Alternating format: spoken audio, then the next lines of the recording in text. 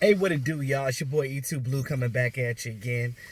And, well, it is Friday. That is a good thing. But I'm gonna tell y'all before I even say anything in this video, this coronavirus, man, is just getting out of hand. It's getting ridiculous, and it just seems like our own president didn't even take it serious. I mean, he just kind of just everything's he take everything for a joke. But you know, me personally, I have my own speculations about this whole thing, and about all the viruses that we've been having before, and that we went into a panic mode, and then all of a sudden it just went away, like the Ebola, the SARS, the swine flu, which is the H1N1. So you look at all those viruses, it just seems like somebody planted them, because it always seems like it happens around election time or a time in that's important in the world. And it's just like, it's always been hard for me to like put too much stake in these viruses, but don't get it twisted. I am taking it serious because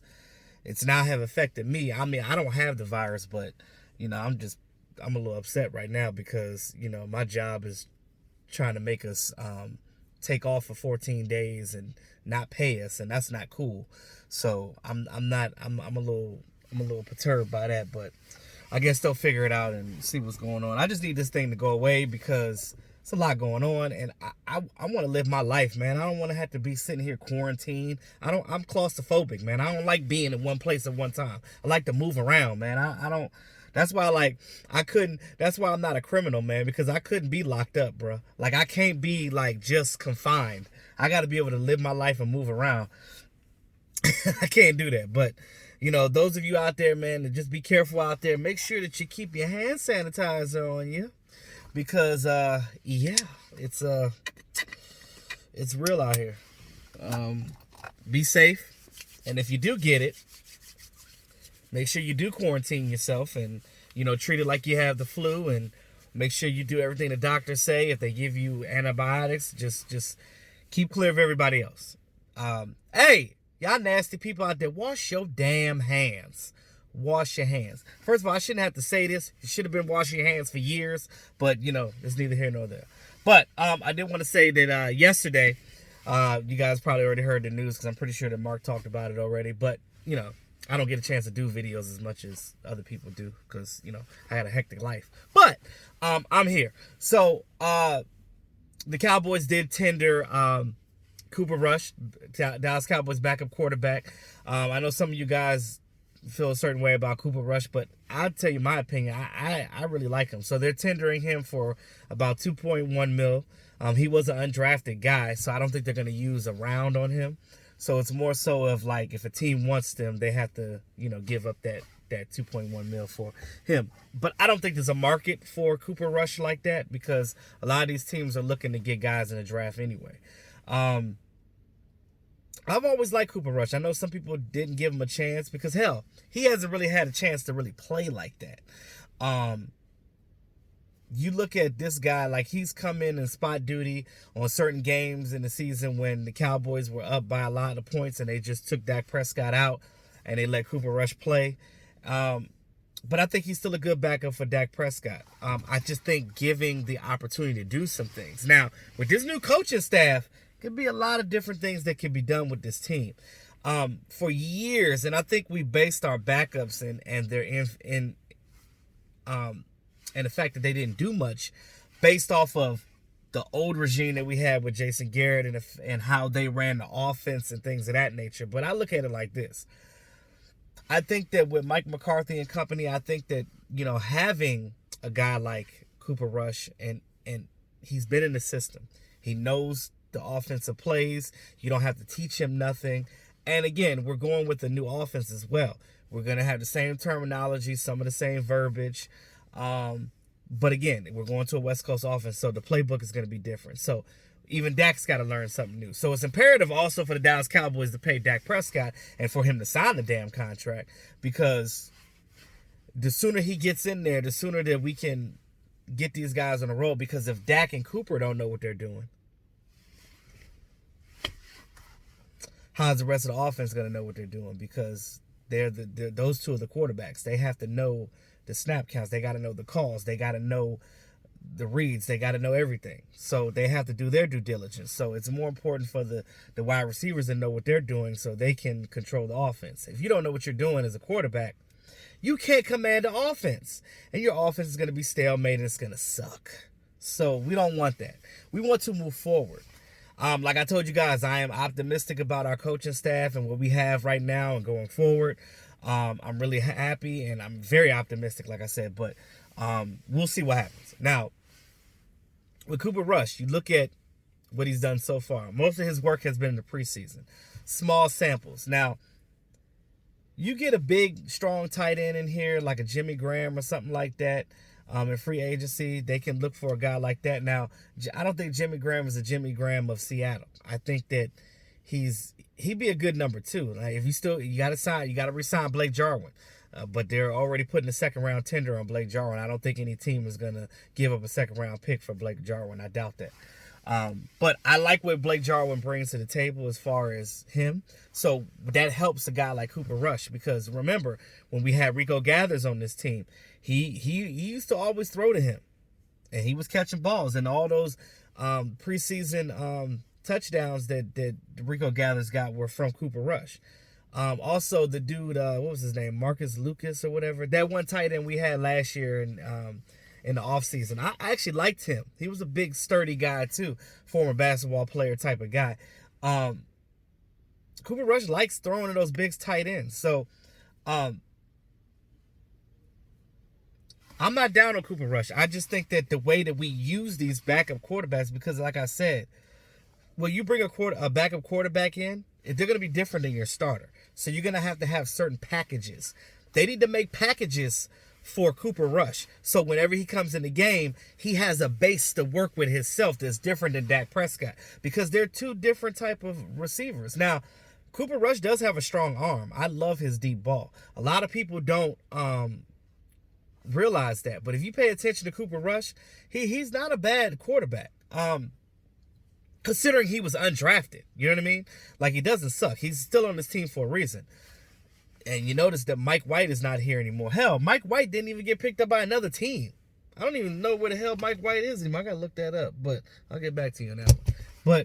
But again, everybody thought that Mike White was better than Cooper Rush, but Mike White ain't on the team. Cooper Rush is still here. And it says a lot about Cooper Rush, too, because this coaching staff, this brand new coaching staff, don't know these players like that. All they have to go by is what they've seen maybe when they watch the game in real life and just go back and look at game tape. That's all they have of these guys that they don't know about. And it's not a lot of tape on Cooper Rush because if you go back to preseason games and he threw maybe 1 or 2 passes in regular season games when the Dallas Cowboys were up by so much because when he came in, all he was doing was handing the ball off because we were just trying to kill the clock and get the hell out of there because we were up by so much.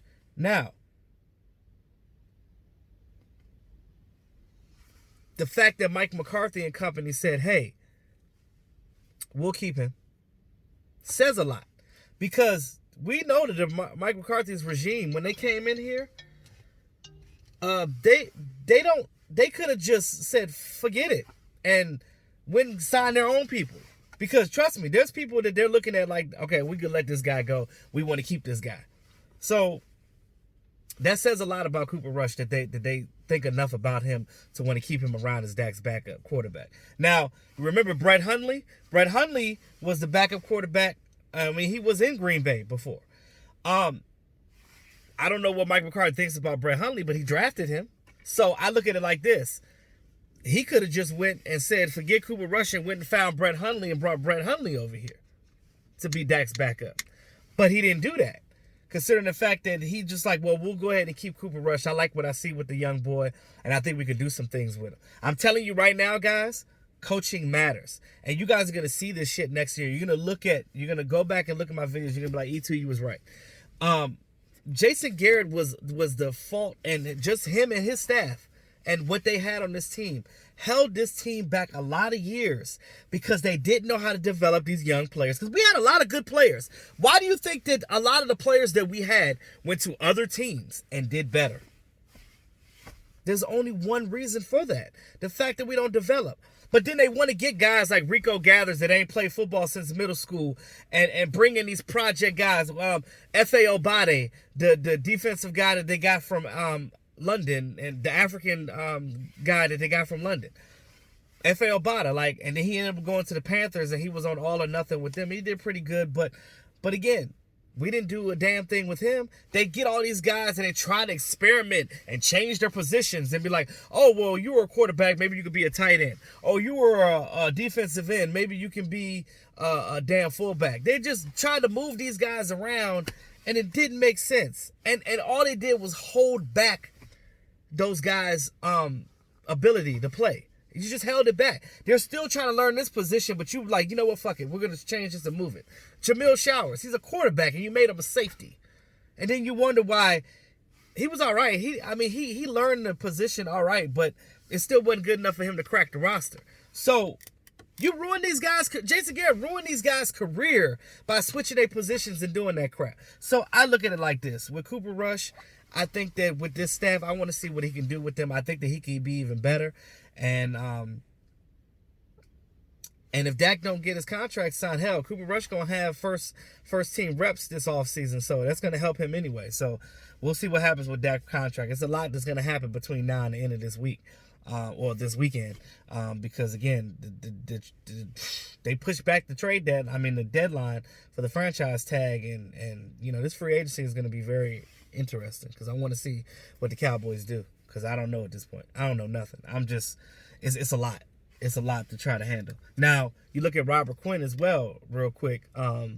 They definitely want him back. You don't want a guy like that to hit free agency because he's going to get picked up by another team like this. Byron Jones, he's expected to make some decent money in the market for another team. He could get up to $17 million. And I know some of you guys grovel at that because he's like, oh, well, he's not getting interceptions. Well, somebody's gonna want him because there's other teams that have even lesser cornerbacks that we had on our team. Y'all talk crap about Anthony Brown. Y'all talk crap about Jay Lou. Y'all talk back about Cheeto and all these other DBs. But there's some teams that don't even have those guys. They don't even get that production.